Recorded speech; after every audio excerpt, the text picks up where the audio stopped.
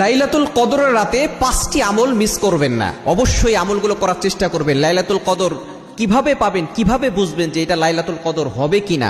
নবীজি সাল্লাল্লাহু আলাইহি ওয়াসাল্লাম জানিয়ে দিয়েছেন যে রাতে আপনি ইবাদত করে অনেক মজা পাবেন এবং যে রাতে অনেক বেশি গরমও থাকবে না, অনেক বেশি ঠান্ডাও থাকবে না, এরকম যদি রাত হয় এবং সেটা বেজরের রাত হয়, বিশেষ করে রাসূলুল্লাহ বলেছেন তোমরা শেষ দশকের বেজরের রাতগুলোতে লাইলাতুল কদর তালাশ করো। 21-এর রাত, 23-এর রাত, 25-এর রাত এবং 27-এর রাত, 29-এর রাত, এই রাতগুলোতে আপনি অবশ্যই প্রতি রাতে আপনি আমল করার চেষ্টা করবেন। এই 5টি আমল ভুলেও মিস করবেন না। নাম্বার 1, 1 নাম্বার হচ্ছে দোয়া পড়া। নবীজি সাল্লাল্লাহু আলাইহি ওয়াসাল্লামের কাছে আম্মা আয়েশা রাদিয়াল্লাহু তাআলা আনহা জিজ্ঞেস করেছিলেন, ইয়া রাসূলুল্লাহ, ইয়া হাবিবাল্লাহ, আমি যদি লাইলাতুল কদর পেয়ে যাই কি আমল করব? নবী সাল্লাল্লাহু আলাইহি ওয়াসাল্লাম বলেছেন তুমি একটা দোয়া করবে, আল্লাহুম্মা ইন্নাকা আফুউন তুহিব্বুল আফওয়া ফাআফু আন্নী।